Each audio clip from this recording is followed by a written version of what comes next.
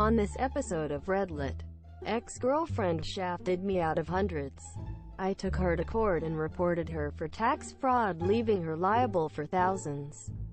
13 years of revenge in the making. Ex-girlfriend shafted me out of hundreds. I took her to court and reported her for tax fraud, leaving her liable for thousands. Last year I lived with my then-girlfriend. This turned out to be a huge mistake. Soon after moving in, it became clear that she expected me to cover her rent from time to time. As she was between jobs, I let this slide, expecting to be paid back in due course. It was a similar story with household bills. Whilst she paid her share to begin with, she eventually refused to contribute. I asked her if she could just open an overdraft with her bank till she got more work, which would have been free of charge. But she refused. Within the first few months of living together, she got quite behind on rent and bills. When she finally got a job, she began to catch up on arrears but was always reluctant to pay. I thought she might be reluctant because it left her with little money, which would be fair enough. But things continued this way even after she got a better job. When she refused to pay rent one month, I explained that this wasn't fair and insisted that she pay up. After considerable outbursts, she paid, but not without making it clear that this wasn't what she wanted to do. During this argument, I was in a different town working, and a few days later she'd let me know that she'd moved out and broken up with me. I was upset with the breakup, and further upset that she insisted she didn't still owe rent or bills, which left me in a dire financial position.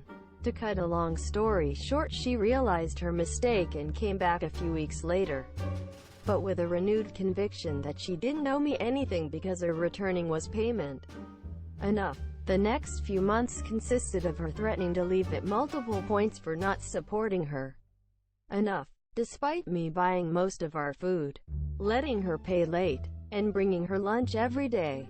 She even repeatedly threatened to kill me one night after coming home drunk. I thought this was especially rude considering I'd stayed up late to make sure she got home safe. Other notable events were her and her mother having a deep discussion on how to leave me high and dry on rent. Her mother was a classy lady, and her getting verbally abusive that I wouldn't drop her name from the tenancy agreement. Must have thought I was stupid. Needless to say, the relationship wasn't meant to be and didn't last into the new year. Ex-girlfriend ended it. She eventually moved home but agreed to meet her obligations and pay her remaining half of the rent. Sometime after this had boiled over, I met a fantastic girl and we eventually got together. Happy days, I thought. Not quite. Ex-girlfriend discovered I had met someone else and absolutely lost her shit, calling me all names under the sun, calling me out for betrayal, etc. She didn't consider that breaking up with someone might make them not want you anymore. Incensed, ex-girlfriend stopped paying. At the time I hadn't been keeping track and thought she owed me around £300. After she calmed down, she agreed to pay. A few days passed with no payment when I got a message from her mother claiming everything was paid, and to stop asking her daughter for monies already paid to you. She went on to say that any further requests for money could be treated as harassment. At this point, I was irritated by the entitlement and rudeness of the pair, and went back through my bank statements to check exactly how behind on payments she was. It turned out the shortfall was more than double what I initially thought. So I prepared a formal letter of demand for payment and posted it to ex-girlfriend's address. Several days later, I got a call from the police saying that a harassment report had been made against me. I explained the situation and the police confirmed that no harassment was made. I was surprised that ex-girlfriend would waste police time to try to get out of paying the debt, and decided to take ProRevenge to obtain justice. I discovered that for the entire period of our tenancy, ex-girlfriend hadn't been paying council tax. Essentially, she hadn't told the council she lived there. I took it upon myself to inform the council that there was a second person living at the property. avoiding tax. They were appreciative of this information, and further appreciated me furnishing them with an up-to-date home address for tax dodger ex-girlfriend. In parallel, I took ex-girlfriend to court over the unpaid rent and bills using the tenancy agreement we signed, and got the majority of it back. TLDR, ex-girlfriend turned a £300 liability into a liability of around £2,000. All because she was too petty and entitled to pay her way in the first place.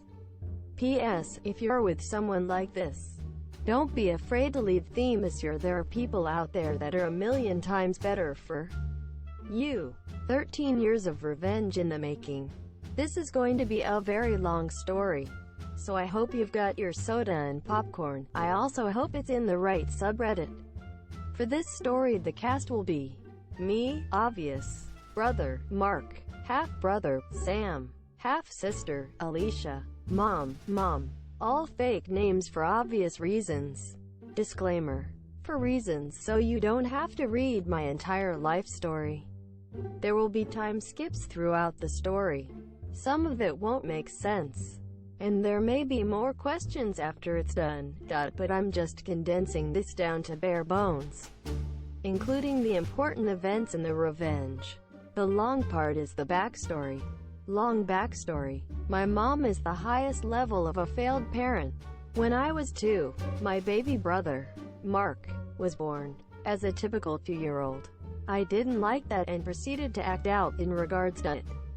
As time went on though, I learned from my grandfather and grandmother that treating someone like that wasn't a good idea, and then turned my act around to love and care for him, and help out where I could.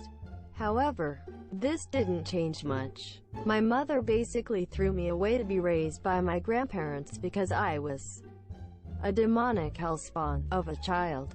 In her mind, her new child was latest greatest, and I was just old news. Let's time skip. My mother has now had her 4 kids. Mark and I with my dad, and Sam and Alicia with my stepfather. I'm about 13, Mark 11, Alicia is about 1.5, and Sam was just born. Mom and Dad are divorced. Mom married stepdad, and I am at the rebellious age now where things don't make sense to me and I feel like I know everything. So my stepdad's idea is to beat it out of me. Every time I showed any sense of individuality or questioning something, I got beat for it. Sometimes right in front of my mother, and she didn't care a bit. This is where the trigger for me wanting my revenge started. But being 13 and sadly a little on the mentally damaged side from all of the beatings, and having a bookcase full of books land on me at around 11, I had no concept of what sort of revenge would come from my mind at the time. So I decided that waiting would be best. Mom's mistake one has been made. On top of that, my mother and stepdad refused to do any housework, instead waiting for the weekend when Grandma and Grandpa would leave to visit Grandma's mother, and put us to work cleaning the house and doing stuff adults should be doing. Now, I get the concept of chores. Chores are fine. It's when you make your child climb ladders and get on the roof at the age of 11 to clean out gutters, or climb trees to snip branches and such that it gets a bit too dangerous. This happened since I was about 10. Yes, I know, things are a little out of order. I'll keep on track. Time skip to when I'm 14. My mother told me and Mark to watch Alicia. She was 2 by this time. Stepdad wanted to play video games, and when we weren't being bad in his eyes, he let us watch. But we were never allowed to play without him there watching us. I pop up while I'm sitting there and ask, "Where is Alicia?" Full-blown panic mode. Go. Mark and I just up and go scouring through the house. Stepdad goes to check my mom's room where she's sleeping with Sam, who she was up with all night. My dad was in the kitchen making himself something to eat while he was visiting, then freaked out and burnt his hand on the stovetop when everyone started freaking out. Then started searching. Mark and I ran out back and looked around.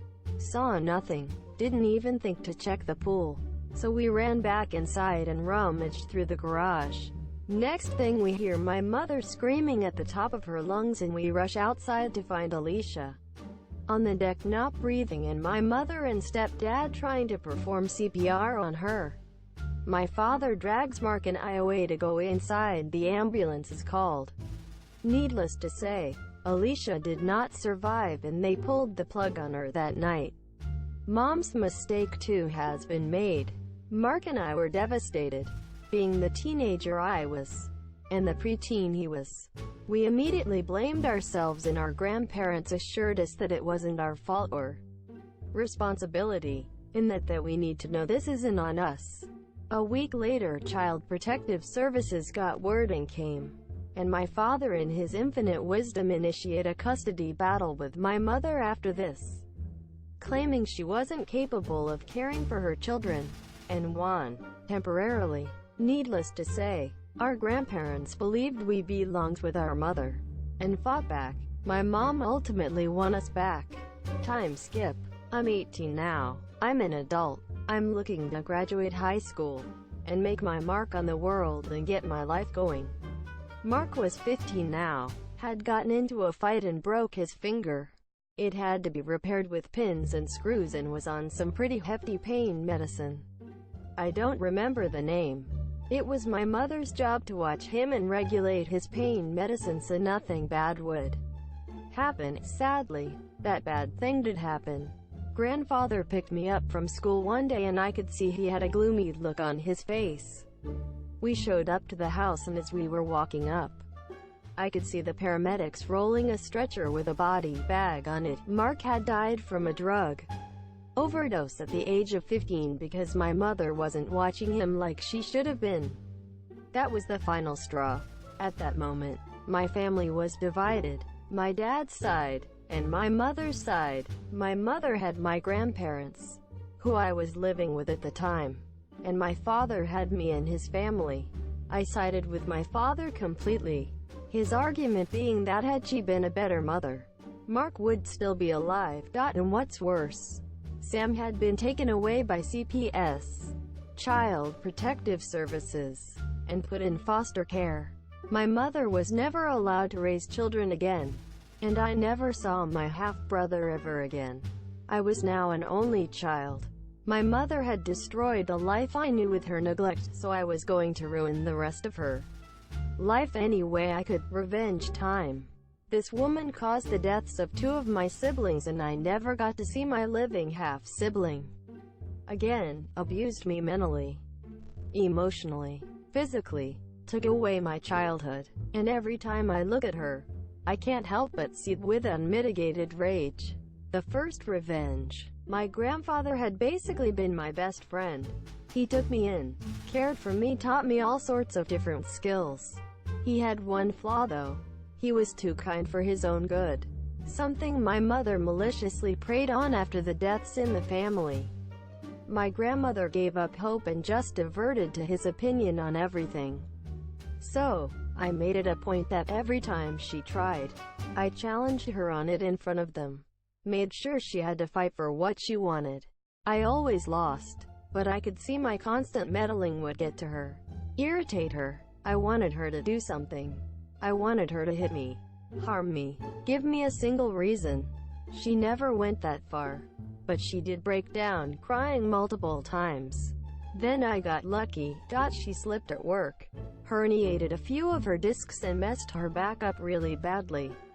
When I got the news, I grinned.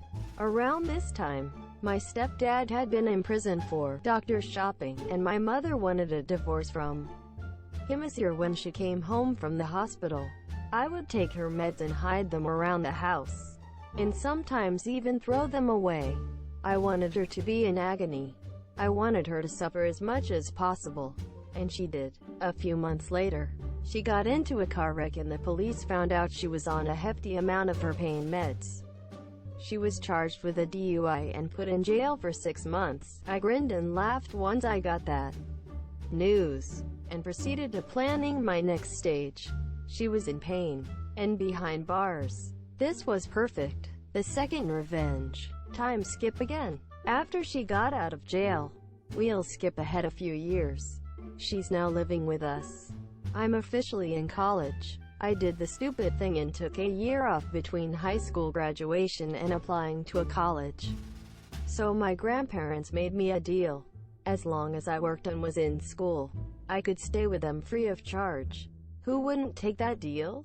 While my mother was in jail, I made it a point to shove all of her property into a storage and made her room my room. Turned my old living space into my gaming room. She had no choice but to sleep on the couch. I enjoyed every moment of her agonizing when she would get up from laying on the couch. Agonizing cause the metal bars on it would press into her back as she slept. This was my revenge for some time. Slow and painful. The third revenge. Time skip. We moved back to the old house we were all living in, and my mother has made her back worse through a series of mistakes and bad decisions. She had somehow convinced my grandparents to start illegally procuring drugs for her. She would make the connection with the dealer, and they would shell out money to her for Themyscira. I argued with my grandparents to stop. It was illegal, and it will land them all in jail if they get caught. My grandfather agreed, but my grandmother couldn't help but take care of her little girl, and guilted my grandfather into it. I refused to be part of it. I put in an anonymous tip into local law enforcement, but sadly nothing came of it. My revenge had failed this time, but I didn't know I would get the ultimate "screw you" in cause. It came in the form of my most malicious, vindictive statement ever spoken. Plus, I was still messing with her, hiding her medications. It's childish, but sometimes you have to be a bit childish to get the point across. The final revenge. I am 31 now. It has been 13 agonizing years since my brother Mark died, and I have finally completed my revenge on my mother. My grandfather just passed last year, and I've been saving a veritable buttload of cash from over the years in jobs I worked, inheritance from other deaths in the family, and so on. I went to visit my grandmother, who's not been in great shape since my grandfather passed, and her dog passed about 6 months after that. My mother comes out to me while we're sitting there talking and asks if I will take care of her after Grandma was gone, that it was my duty as her son. She was broke. My grandmother was going into a retirement home, and my mother blew throughout her inheritance with her dealings. The rest was going to me. I knew it for a fact. I stood up, and while I stared my mother directly in the eyes, I managed the most hateful, vicious stare I could muster. It wasn't hard, and told her, "You get nothing from me. Grandma's going into a retirement home. I'm moving states. You destroyed my life, took away my childhood, were responsible for the deaths of my siblings, broke the law numerous times, and you made everyone's lives a living hell. You will be on the street, and die alone. And I will laugh. I never loved you, and I never will. You will never see your grandchildren when there are any. You will not be at my wedding. You will never be mother to me again. Rot in hell." My grandmother's jaw hit the floor, and my mother burst into tears. I had finally broken her, and got my revenge. It may not seem like much to you all, but that moment was heavenly for me. It felt amazing to finally know I've gotten my ultimate revenge after all of these years, and damned her to suffering. My grandmother is going into that retirement home in about 3 months, and I'm helping her move her stuff, so there will be no chance of her, little girl, weaseling her way out of her fate. After that, I'm moving to a new state, and starting my new life with a new job and wonderful girlfriend who I love more than anything. For those of you who have brothers and sisters, love them, cherish them, and be with Themyscira, cause you never know what's going to happen. This revenge was born of me losing my siblings. The one thing I loved most in this world, being an older brother, was the happiest time in my life, and after they died and Sam was taken by CPS, I have had to suffer as an only child and still cry myself to sleep at night over it. It was traumatizing. So please, cherish your siblings. Thank you for reading.